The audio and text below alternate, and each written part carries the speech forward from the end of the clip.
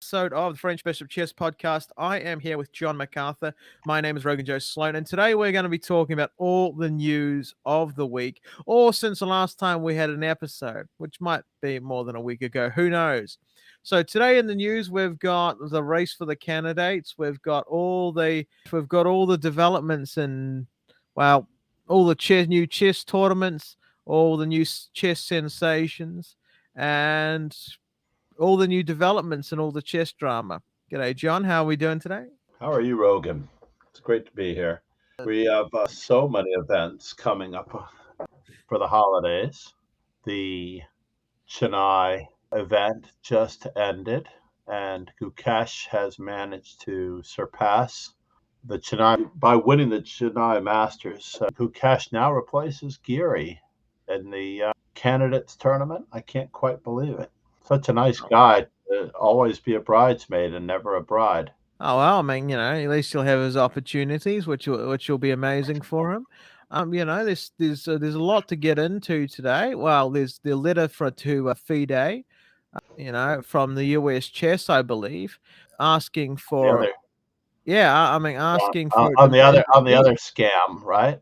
Well, I mean, yeah, I know, right? It's one organization talking to a possibly worse organization. But let's get into that quickly. Then we'll run through some of the lesser but still very entertaining stories. So the letter to FIDE concerns events for the candidate cycle qualification. We're going to read the letter as sent to FIDE. This is addressed to Arkady Dvorkovich. Dear President Dvorkovich, the United States Chess Federation is concerned about the conduct of the qualification tournaments related to the candidates tournament. We believe that scheduling last-minute events to assist an individual player gain rating Yep. points. I mean, I think it should be a 2 somewhere, but not to be a grammar. To qualify for the candidates tournament is neither sporting nor transparent, and it taints the selection process of FIDE and all of international chess. Okay, and this is where the call to action in the last little bit, all the rest of it is just, a bit of filler information. This is the call to action. We urge FIDE not to rate the French event and take steps to require that all FIDE events be registered at least 30 days in advance of their start date. This will reduce the amount of gamesmanship that thwarts the spirit of fair competition during the biannual qualification cycle. Now, this is in response to some, what could be considered events to make it easier for certain people to qualify for the candidate cycle. And now, two questions arise out of this. Is that happening, and is that bad? And when I say is that bad, is that making the players who aren't the best in the world get in there? Or is it just allowing the best in the world to be there in the first place? John, what's your opinion on this? Is this bad, and is it happening? Well, honestly, the rating system is only an average of your performance at any given time.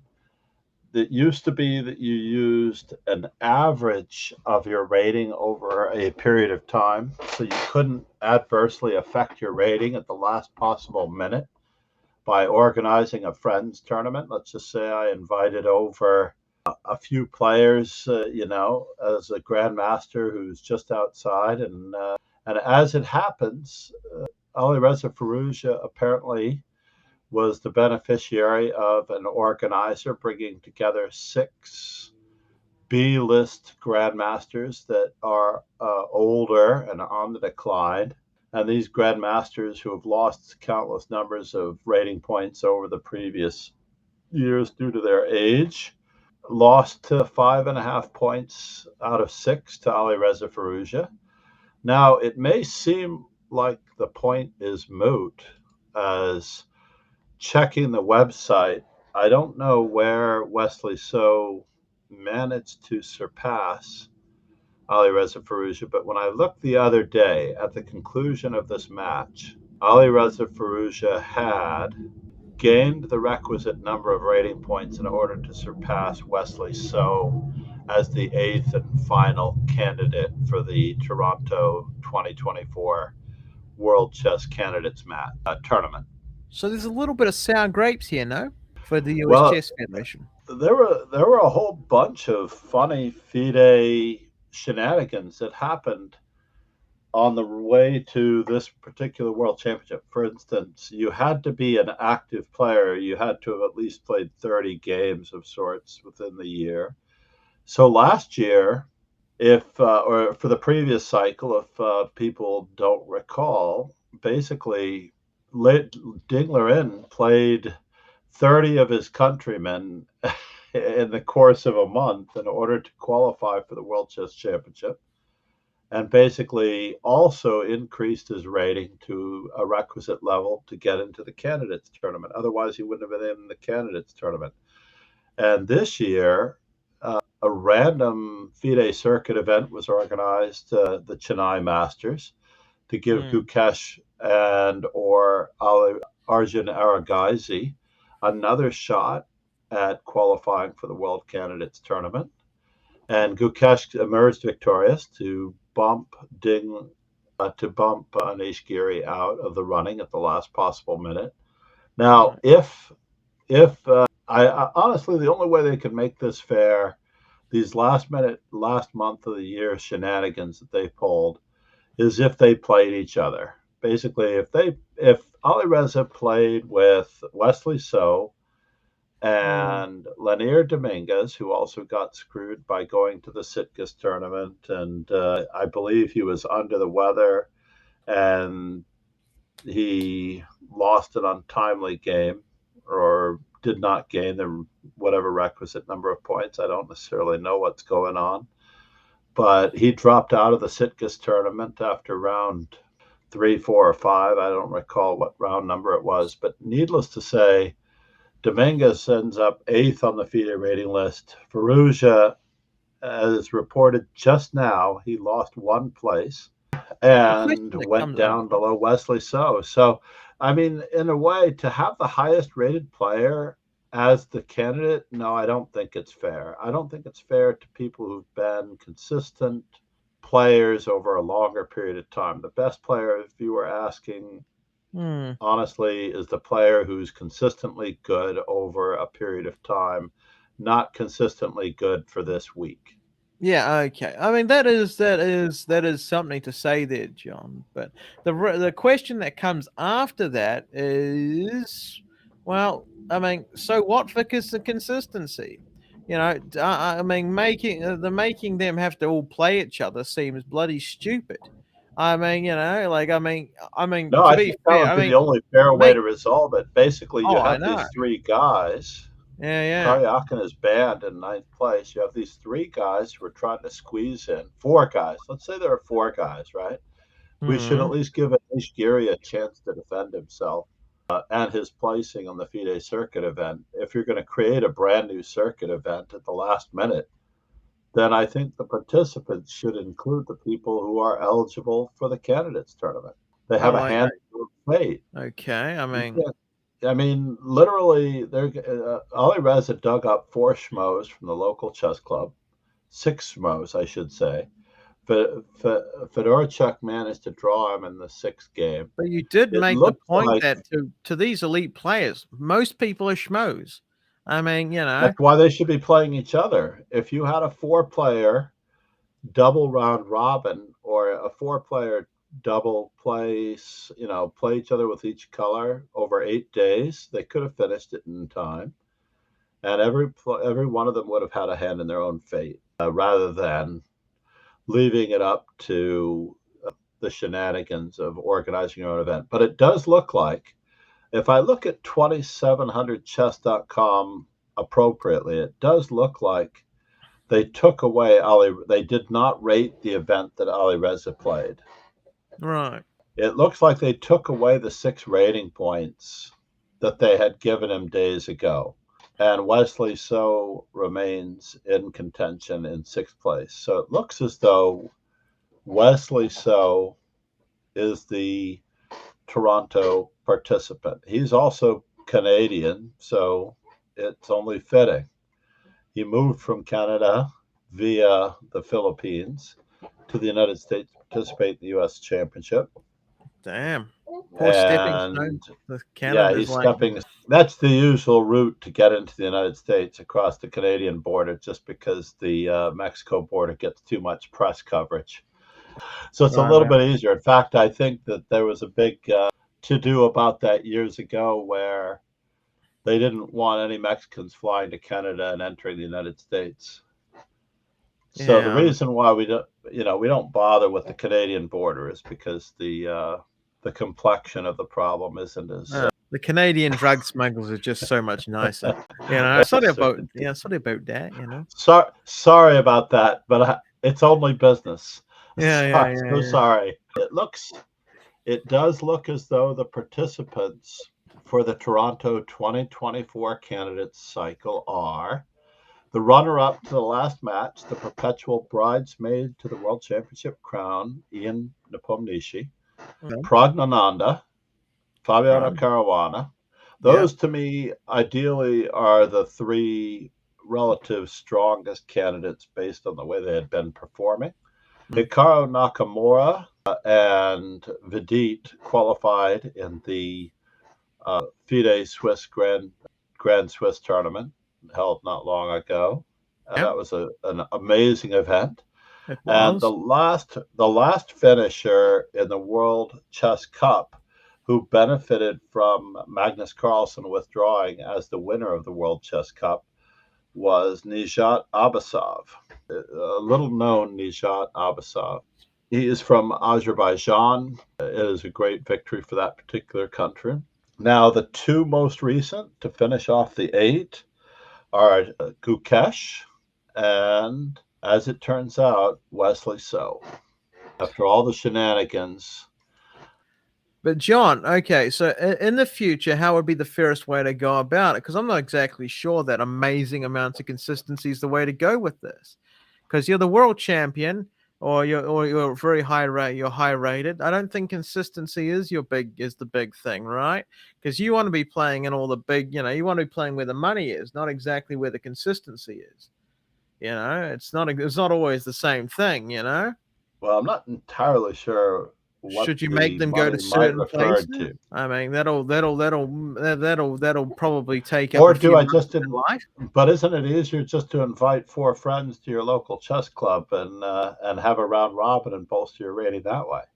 In the past, the U.S. Chess Federation has actually had to deal with this, where players would play matches or play in their local club. Let's just say someone needed to qualify for the U.S. Chess Championship, and this did happen for quite some time. One of the best ways, and I will credit him greatly, is the FFL himself, Godakensky, played every Thursday evening for months on end, perhaps as much as 6 to 8 months in a row, every Thursday in the four rated games. And he beat up on everybody and their brother and qualified for the Jacksonville 1990 U.S. Championship. I believe that was his first.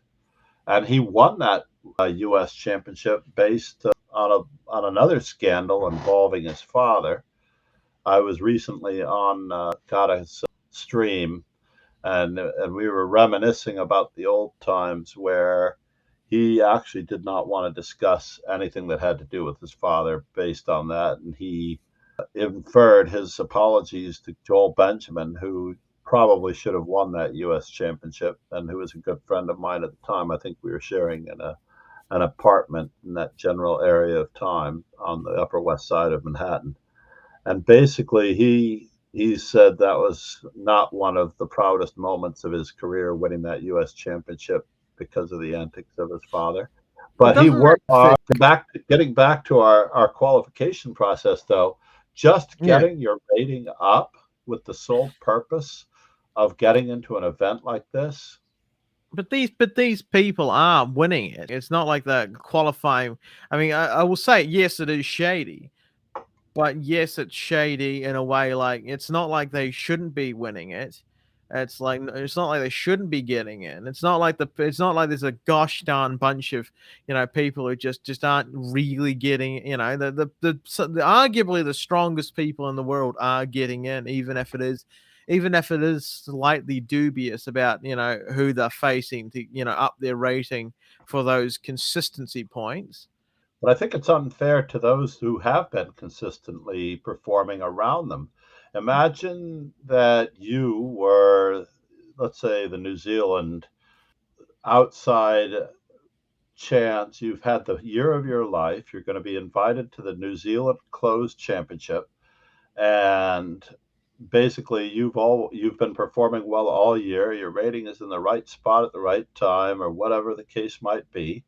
And then some Joe Schmo decides to play against, let's say, his family in a round robin in his house, and they report the results and get rated, and then you find out, you wake up this January 1st, that on New Year's Eve you were pipped at the post by a guy that never played anybody, and Well, if you've I'm been so playing damn all good, then he year. won't be able to do that.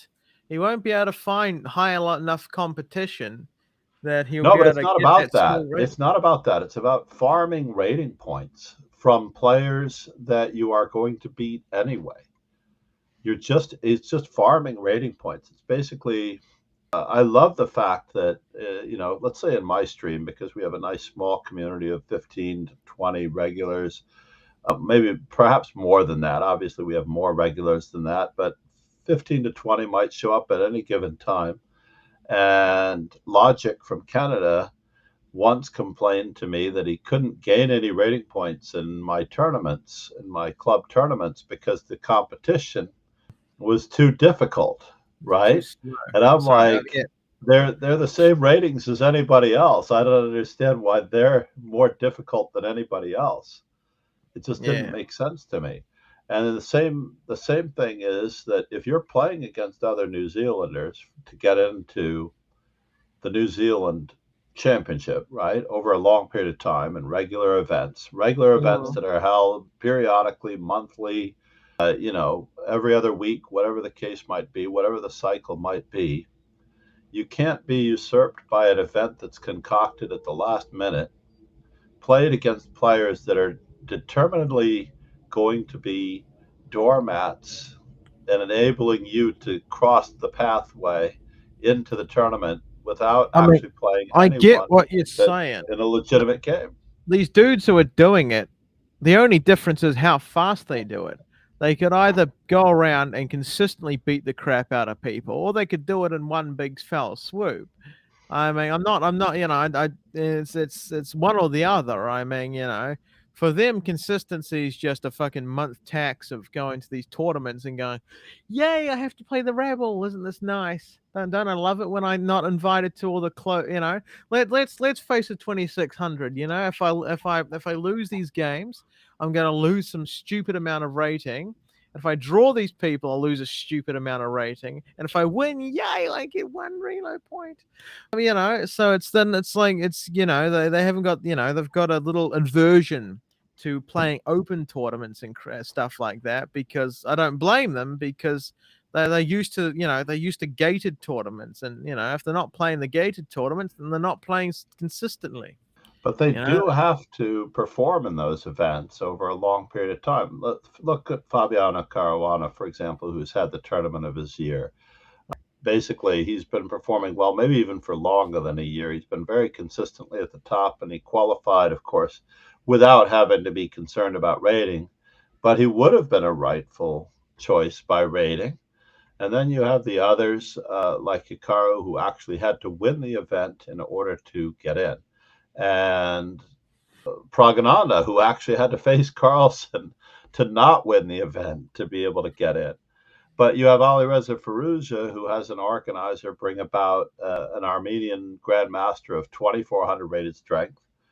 Chechikachev, who also is not playing that frequently, who is also a couple hundred rating points below Firouzja. And then they wheel in perhaps the only player who's relatively active, Fedorchuk, who actually scored a draw against Firouzja at the last minute. Now, the thing that I was mentioning about how FIDE has managed to funk things up, and the funkiness, the stench, really comes from the fact that they allowed Dingler in to play 30 games in order to qualify for the candidates tournament. And now I believe they said they weren't going to let that happen again. And then they allowed Alireza Firouzja to play this match, which they said was going to qualify. And guess what? At the last minute, they said, it does look kind of suspect. Let's not do this again. So it looks like they took the points away from Alireza Firouzja at the last minute. They pulled the football out from underneath Charlie Brown, as good as Lucy ever would have in the old Peanuts cartoon. Now, many people don't know about the old Peanuts cartoon because people are more allergic to peanuts more than ever nowadays. But, Yeah. but I mean, just what? Apparently, according to FIDE has spent more time trying to give everybody rating points to try to appease everybody. Basically, Yeah. they're buying off the world with rating points. Every player that's rated under 1,000, or there won't be any 1,000 rated players anymore, according to the most recent report, as we mentioned last podcast. As of the end of the year, there won't be any FIDE rated players below 1,400, on the sheer basis that they're going to give all the 1,000 rated players 400 rating points. And incrementally, as you go up from 1,000, they're going to give them less. So if another friend and I happen to have our ratings fall just below 2,000, we're probably only going to get 2 or 3 rating points, obvious bonus, for all the robbery that's been done by the 1,000 rated players over the last decade. But in general, because I think it was 2014 Okay. or 2011 that they did this. But FIDE has been really mucking up things. Let's just put it Okay. that way. Okay. FIDE And suck for different no, reasons. Dvorkovich, I forgot about that. Dvorkovich also is going to be the president in perpetuity now because they Oh eliminated the yes. term limits. Oh, he's declared himself dictator for life. I wonder where I've seen this before. Nah, but it's okay, John. It's not a country. It's an organization. As we It's know, just as corruption honest only happens as in countries, FIFA, just as never in honest as FIFA, organizations. obviously. Yeah, This is not like FIFA, John. You know. But anyway, that's true. I had to John. mention that I'm positive that the U.S. Chess Federation letter to FIDE had to have included some unmarked, large numbered bills of currency in order to be considered there. And now Alireza's, and it is true, I'm positive the right person was paid off, and Alireza's rating was restored to its rightful place before the FIDE random round robin that they had. And I'm very thankful that Wesley So will be in the candidates tournament of 2024. I do plan on attending. I may attend more countries than ever next year, as I'm going to the Reykjavik Open in March 15th. And I know Dina Belankaya will be streaming from there, among others. I'm hoping to. I don't necessarily know how this setup is going to work. I'm going to be arriving at the last minute, so I doubt I'll be streaming the first round. But then we're also going to be going to Canada on is it the 2nd of April to the 25th of April? I don't know at what point I'll be going to Toronto. It's roughly 6 to 8 hours away from here in Manhattan. Damn. But the women's candidate tournament will also be being held in Toronto, Canada at the same time. Ah, good. We can ignore it with ease this time. There we go.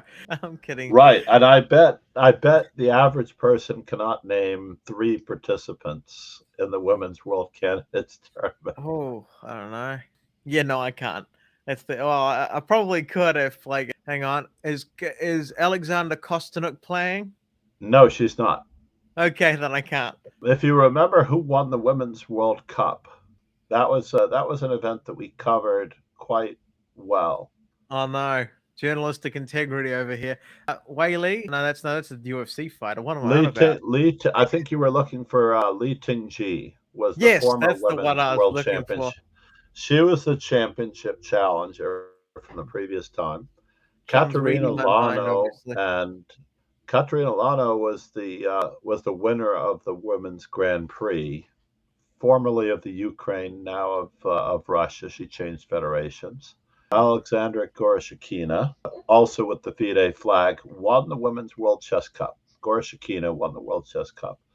So that Yep. left room for Salimova. She was the surprise Look. player I from think Bulgaria. people Anna can. Musachuk. Oh, that's what I know. Yeah. Anna Musachuk. I just want to round them out since we're on it. Anderson. Former women's world champion Tong Jongji and Prague's sister Vaishali, by the way, were the winners of the Grand Swiss, as the Mm. winner of the Grand Swiss, and Humpy Konaru, the highest rated player. Yeah. Many players are actually quite happy that Humpy Konaru made it. It's the polysyllabic names. It's not the fact that I'm sexist. That's a different issue. No, I honestly believe that I cannot pronounce I shouldn't say half of the names, one third of the names perhaps, and I'm afraid that I'll mess them up. So I'm only going with Vaishali, Zhangyi, Humpy, Musachuk, Anna. Of course, we can always go with Anna. And Yeah. Salimova, Because as we Lano, know, there's a lack of Annas in chess. There's a massive shortage. especially at the top. Especially Yeah, at the top. amen. Amen. So, in funnier news, we did take a long time to get through that story, and that's not anybody's fault. I mean, it's It probably is mine. mine. Oh, No, I okay. think we were both at odds on that one. Okay, okay, ladies and gentlemen, I came across this a while ago, but it has come up in the news again. Immortal Chess app discontinues play to earn after cheating. Okay, so Immortal, it's a play to earn chess app that use cryptocurrency as its primary way of rewarding you for winning at chess That's and it has been crazy. discontinued due to heavy cheating encounters. I actually came across this a while ago and thought it was so stupid it had to be a scam. There was absolutely no way anybody could fairly do this. So I was like, this has to be a scam. Not even going to try it. So I was proved somewhat right that it was unviable. For instance, until now, the ad has been rewarding users with CMT, which is a token for playing. Yeah, like And Bitcoin, it's their own crypto token called Checkmate, yeah, well, CMT, it as has some opposed to value. Bitcoin or what's the other one? Dogecoin, Yeah, well, Dogecoin. Dogecoin, Ethereum. There's a bunch of cryptocurrencies. It doesn't matter though. But Right. anyway, Immortal This was became one. trying to do its own. They were trying to Yeah, it do was their own. trying. Yeah, yeah. The platform made headlines after raising 15.5 million. Conducted and okay, as expected, disheartened players and investors. I don't know anyone who was disheartened by this. To be fair, I don't know a single person that was disheartened. Yeah. let's be honest here. This was an unviable idea from the start, simply because the world, just because Kramnik wasn't in charge of it. I mean, if Kramnik was in charge of it, everybody would have been cheating, and but no, it's chess cheating and your They would have ability ended to, it yeah. much faster. Yeah. Oh yeah, yeah. Well, within 20 minutes, 20 minutes of launch, everyone would have been being accused of cheating, lawsuits pending.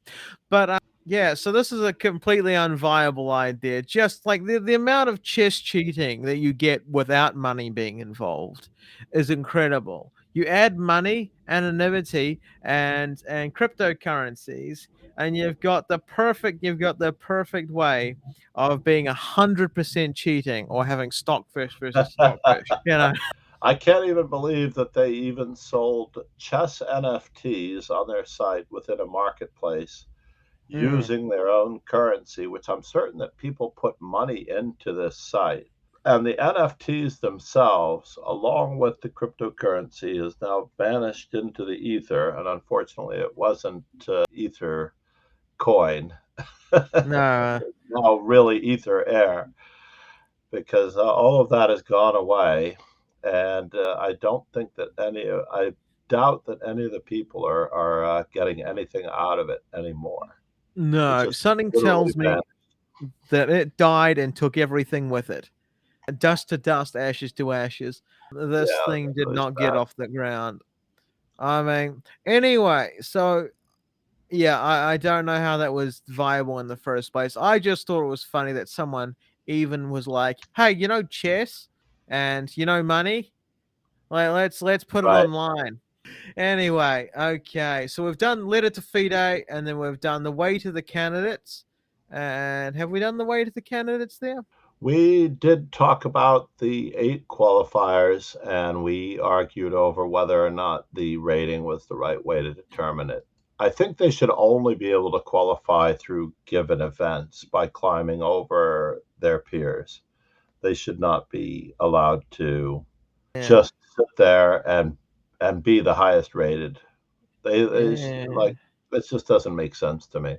Yeah. Take weeks out of I their like the lives. old Oh, yeah. system of the average of their rating over a period of time. That made sense. We Maybe. also covered no more 1,000 rated players in FIDE. The lowest rating that will appear in the FIDE rating list will be Yeah. Yeah. 1,400. Yeah. I mean, it's like no homeless people in the USSR. No. Yeah, well, no, Yeah. if you go below 1,400, it's true they may exist, but they will be listed as unrated. Yeah, yeah. It's no such thing, no such thing as bad FIDE players. Okay, so here is some new news that is quite is it's quite it's to the chess streaming community. This could be a breath of fresh air or a horrible thing. Who knows? Ari Emanuel's latest gambit. Endeavor Invest in Chess.com. WME signs online game platform for representation. So Endeavor has made a strategic investment in chess.com. They've taken a minority stake in the company.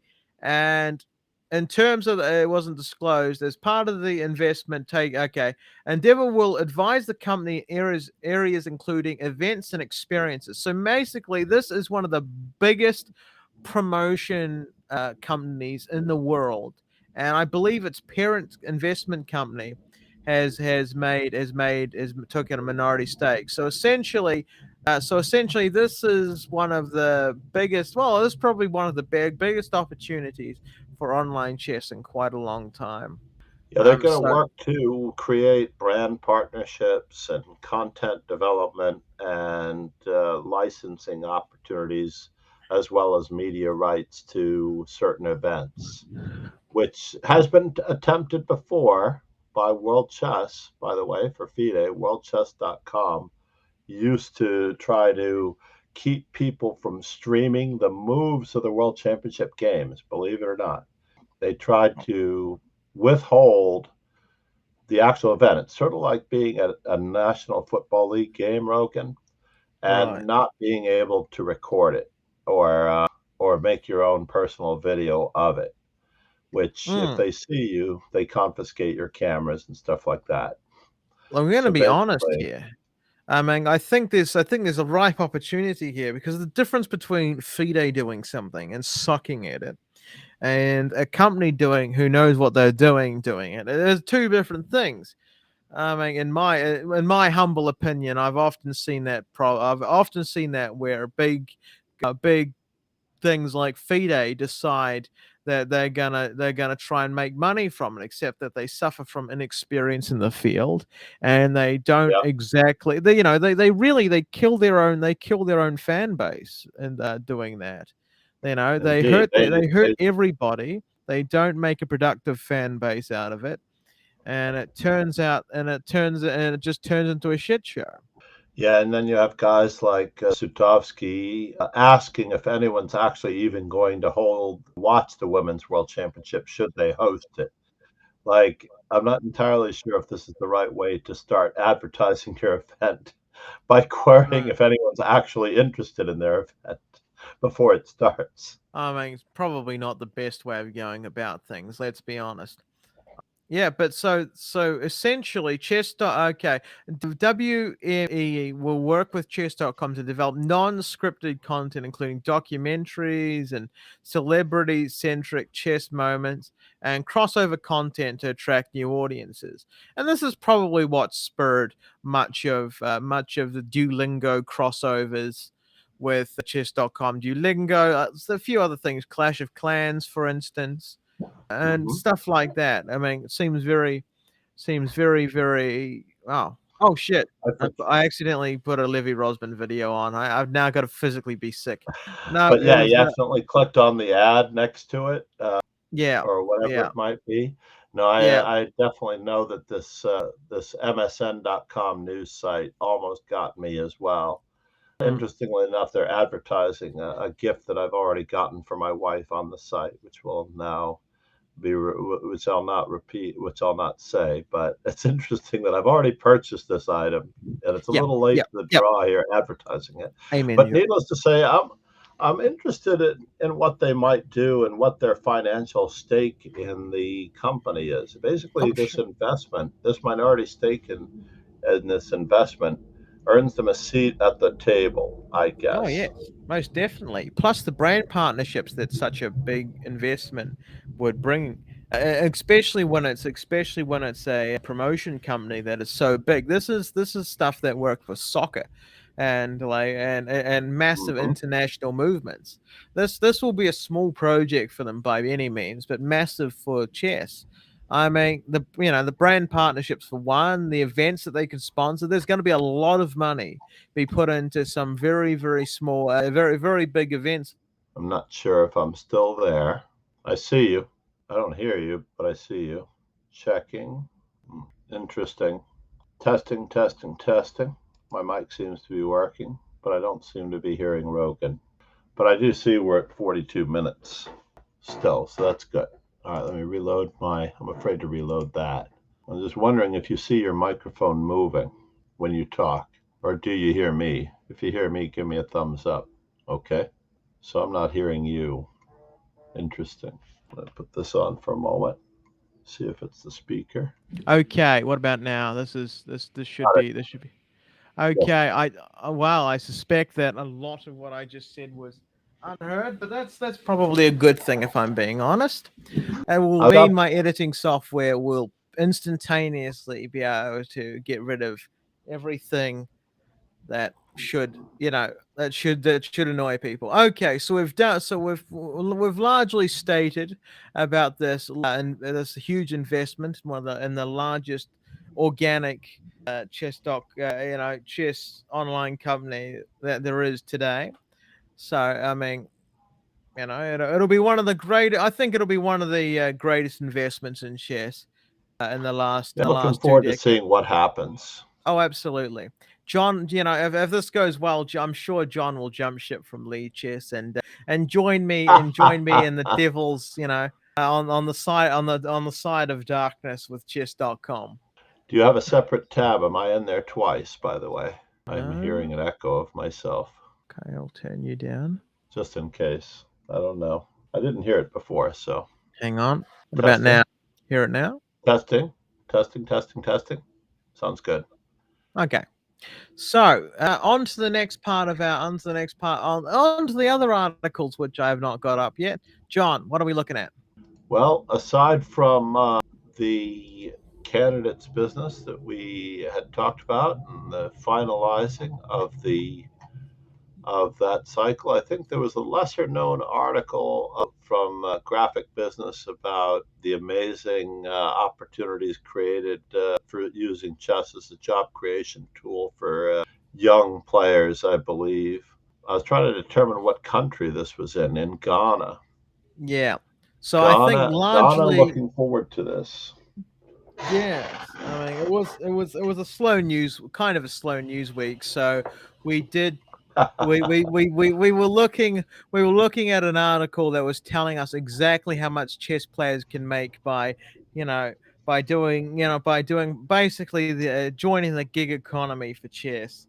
And I thought that was interesting, but I think we could largely skip it, honestly, if I'm being honest with you, John. Fair enough. Bad as it looks. I do believe that the most important things coming up that we might be able to report on a more frequent basis are the Rilton Cup and Hastings both begin on the 27th of December.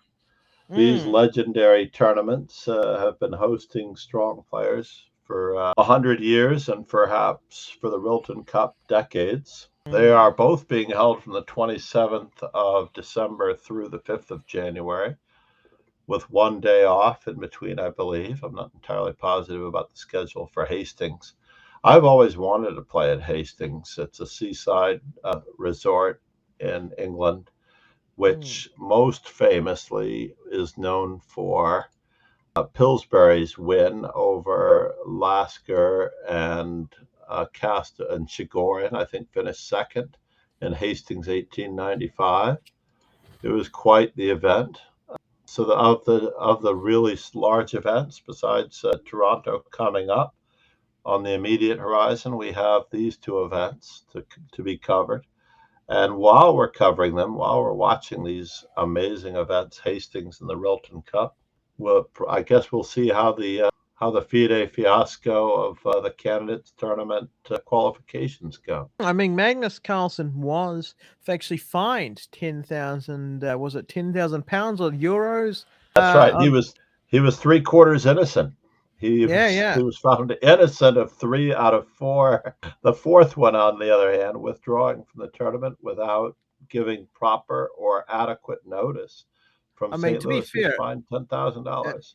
was a round robin, so you Yeah, know, it's not cool, not cool at all to withdraw quite from a round robin. most definitely. There are So there are other instances of this happening in the past, but most of the time they were strong players withdrawing from Swisses, such as the World Cup is a Swiss.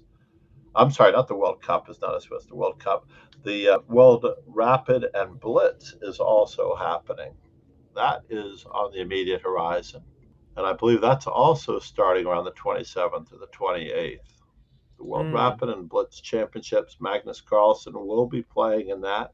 All the great players of the world are headed to an undisclosed location in an Eastern European country like Estonia, where I think the candidates tournament was held. Let's take a quite quick peek. Uzbekistan, Samarkand, Uzbekistan is going to host this event from the 26th of December through the 30th of December. And this is going to probably have the entire world watching as Ju Wen-jun, the current women's world champion, Nepo, Fabiano, and a cast of chess celebrities, Prague. This has almost everyone participating with the exception of Wesley So, who spends with his family. so, John. So there is other tournaments coming up of a more personal nature to you, such as I believe Reykjavik Open is coming soon, Yeah, I'm actually and going to start preparing. so you're Absolutely gonna start preparing. go into chess base and put some rocky music on, and then start looking at some openings, and just Well, out prepare actually, them.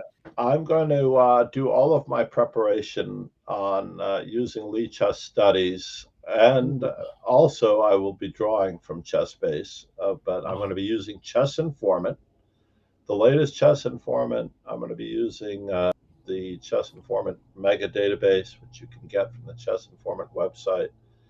And as they are a sponsor of mine, I can't help but stress how important they've been for countless numbers of grandmasters and world champions in the past. And they are still a premier tool for doing well. I'm actually doing a bit of visualization as I in the near future, somewhere around April, I see Ben Johnson asking me to be on the Perpetual Chess podcast for my amazing rating gain in the Reykjavik Open as an adult improver. okay. I mean, I'm gonna have to do that. But no, I'm actually it'd planning always on be an honor to be on the second best chess podcast. indeed. Yeah. My good buddy Fabiano might also be able to draw me in. Hopefully they'll be there. But needless to say, I'm looking forward to Reykjavik for several reasons. It'll be my return to FIDE activity as I've played fewer FIDE rated games than Ding Liren this year, That's not a lot. if that's possible. That's less than 30. No, it's less than zero, I believe. I don't think Ding Liren has played this year at all. Wait a minute, when was the World Championship match? It was last year, right? No, he hasn't played at all, Well, it as is far as less I than know. 30. I was very technically correct. Very technical there, yes. The Reykjavik Open is going to be a tremendously great affair. I'm looking forward to actually crossing paths with many players and some grandmasters that I've not met before. while being Hmm. there. I'm hoping to Okay. take a few students. I believe International Master Justice Williams may or may not be accompanying me from New York. I try to get Mark Arnold to go, but he is looking forward to something in the summertime. So I don't know if I'm eligible to play in the Swedish Championship on the 28th of June through like the Yeah. 5th or 7th of Small. There's a July. small issue. You're not Swedish. Yes, but you can play. I believe you can play, and I'm Right. looking for because I remember I played in the Norwegian championships, especially the Blitz tournament that started it off, and Magnus Carlsen had an exhibition match in Lillehammer when I met him there. He also played several Blitz games against some of our students. Magnus Carlsen was a magnanimous, outgoing world champion, and that he would sit down and play a Blitz game with young students ad hoc whenever he felt like it. He didn't need appearance fees or anything to do that. Ah, right. Okay, that is very, very good. So, John, you'll be streaming this, of course, and doing the customary Reykjavik blog. Where you record I'm going to be everything. doing. I'm prepping to do more than ever, as I've promised MD Night Zero. I'm going to get my Marshall Chess Club stream in. So I may actually have to start training at the Marshall Chess Club on a regular basis between now and then. I might do the Gatakemsky method and play the 4 rated games on a Thursday night, if Yeah. possible. I don't necessarily know how the streaming will work, but I'm going to test it out there. And the streaming situation in Europe is very different. I may need Mm. some assistance from the other streamers like Dina Belenkaya and others as far as doing the right thing in the right Yeah. place. Yeah. And Because everyone's just times, technological geniuses. exactly. Well, I'm sure she is. They're at least very familiar with the setups because they've been streaming live events from Charlotte and other places on a Mm. regular basis. I suspect you may need specialized equipment to do much of it, unfortunately. I definitely need a better hotspot provider. Oh. As T-Mobile, apparently my T-Mobile hotspot. You'd think that T-Mobile would be available in Europe, but it's not available everywhere in Europe. This is Goodness apparently me, American companies not. aren't universal. How terrible. No, this is not. But T-Mobile's not an American company. I think it's a European company, but I'm not entirely positive of that either. Oh, okay. But Okay. what can you do? Let's hope that we can do our best. As far as using ChessBase, yes, I do use ChessBase 17 and ChessBase 16 on the Mm. laptop for the most part, and I And do believe remember, in using their products. if you're not rich enough to buy it, it can always fall off a truck. No, no, no. Fortunately, you only have to purchase it once, and the upgrades from version to version are rather nominal and usually less than $100 to upgrade to the next version of the software.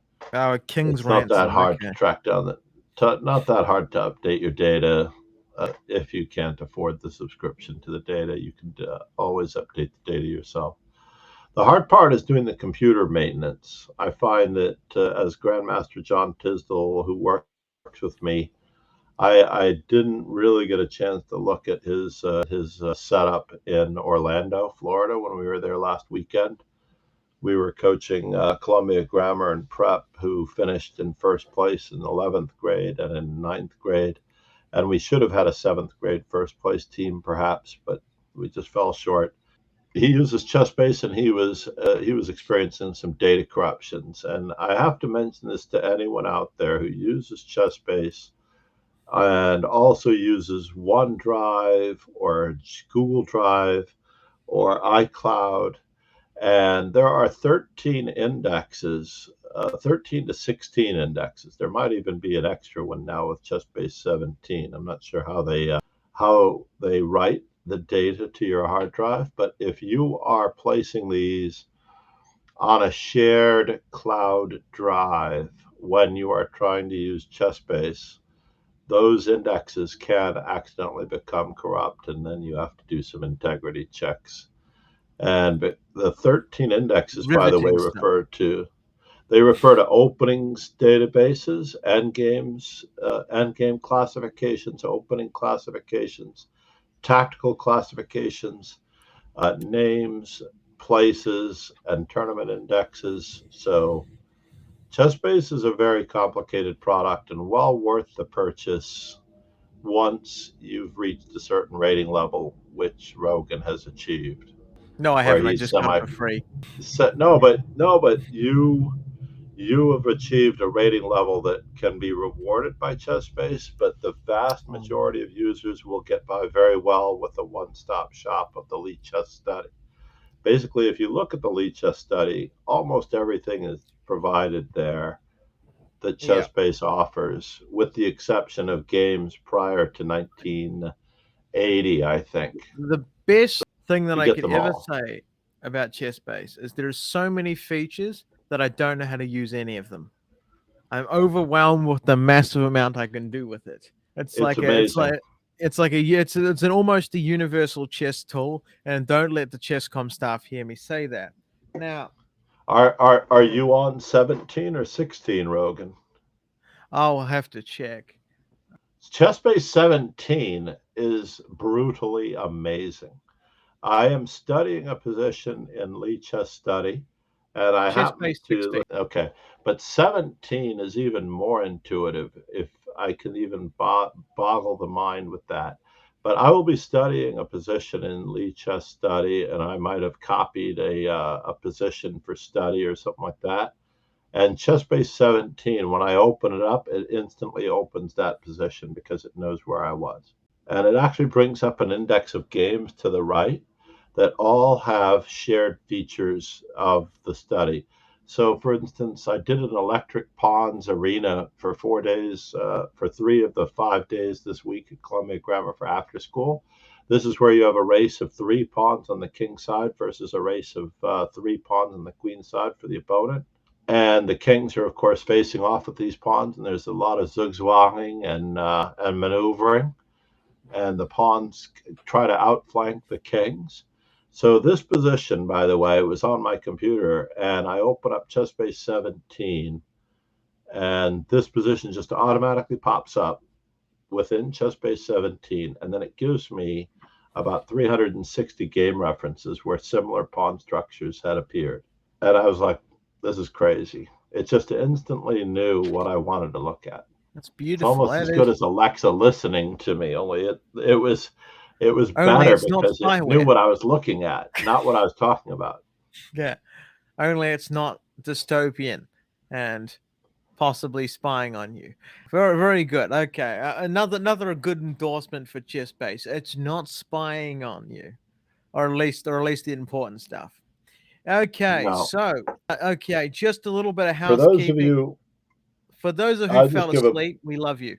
ChessBase, by the way, is a creation of the hopes and dreams of Gary Kasparov from the 1980s and Frederick Friedel, who put those hopes and dreams into motion with computer knowledge. Basically, Gary Kasparov wanted to be able to prepare for all of his students by keeping their game data readily available in an organized fashion on a computer. Hmm. And it was brought to reality by Frederick Friedel in Hamburg. The Hamburg chess base headquarters team does an amazing job bringing it up to date year after year. That was a long commercial for chess base. Oh yeah, hopefully we'll get a check in the mail. You know. Or a copy of chess base 17 for you. Yeah, yeah. Which because I got the Because it last one is. so legitimately. No, but I mean, interestingly enough, the chess you do have to have a relatively registered license. We bought about 4 or 5 copies for our students at one point several years back, and it worked out well in the classroom as well. So we had plenty of licenses for our students Allegedly, you can find amongst them. those activation keys online, and then turn the Wi-Fi off as you activate it, and then it'll. Oh my Oh, God, sorry. Rogan, what are you trying to say? Then you can I just don't get know through. anything about any of that, fortunately, because Frederick Friedel around 1994 actually approached me to be a representative for ChessBase for the United States. And I believe it's John Jacobs who is the current representative. And he I also was in actually, Bitcoin, Don but you're like, Maddox was no, the no, no. representative at the time, And then did he also offer you 10 million Bitcoin? Just as right? well. No, but the lead chess studies are used by almost everybody, even the the current grandmasters pretty much keep everything on there. But what we noticed when we were preparing for opponents in Orlando is that Mm. they would literally have their games in Elite Chess Study that was not marked private, but there was even one fellow who had titled his Elite Chess Study with his games in it. He titled it private, yet it Oh was a wow. publicly available database. Yeah, yeah, yeah. I All felt very random sad for him. preparation. It's like private, do not look in this study to Yeah, prepare yeah. against me. To be fair, if I did that, I just throw random games in there. Like, oh, he's always plays E4. He's never played D4 in his life. Look at him. He's such a diverse player. And then I'll just play the London. Man, they'll never see it coming. There is something to be said for that, though. I do believe in prepping 3 lines for every tournament, 3 different repertoires for every tournament.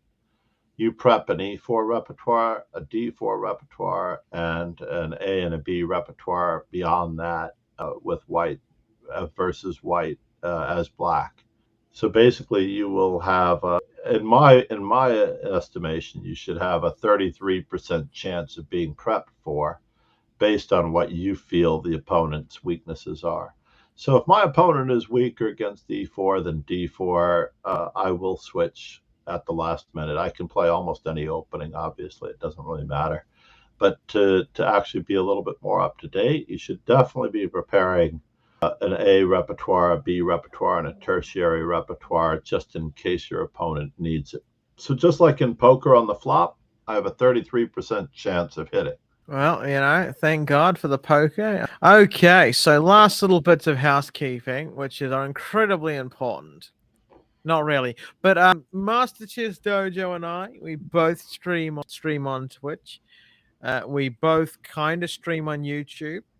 You got we've And got I, we've got we got stuff going on. You know, I've been streaming on X as well. oh well, I, formerly known as I Twitter. don't know that. Yeah, I've just added X, formerly known as Twitter. I'm not a big fan of the X. Neither am I, but it is what it is. It's 4 feet short of a World War II era slogan logo, I should say logo. Okay, 4 feet. okay, John. Add 4 feet to each of those X legs, and you're ready to Okay, go. okay, John. But it represents the owner very well. Oh, okay. Okay. So I suspect someone here is not an Elon Musk fan, but that's okay. So anyway, he is Master Chess Dojo on any platform that you can put into a search engine. I am King/Sloan on any search engine you can put that name into. And if you don't like me, that's okay. Still come and say hi. I'll figure out a way to make you more miserable. And and yeah. So it's been a pleasure. It's been a pleasure being here. And if you want to support the stream, the best thing you can do is buy a chess.com membership and use my affiliate codes and links and stuff. And somehow that'll help me. I'm not quite sure how, but it might. Who knows? Or So subscribe to our YouTube channels. That is absolutely free, and it will support us immensely. I mean, there is some cost to it, I guess, and mental. Well, there's No, you probably a don't have to mental ring one. you the bell, but that would be You know, nice if you want to be you can notified of just. upcoming streams and interesting material. Oh, of course, John. Of course. Okay, so I'm gonna say goodbye to you, wonderful people. Have a great day. Have a great night. Have a great holiday, Rogan, if we don't stream before the 25th. Oh, I'm sure we will. But and hopefully we will talk to everyone before the new year, because I'm hoping that we will get together and do an update on the World Rapid and Blitz, and we're going to do an update on the progress in the Rilton Cup and Hastings. Have a great night, everyone.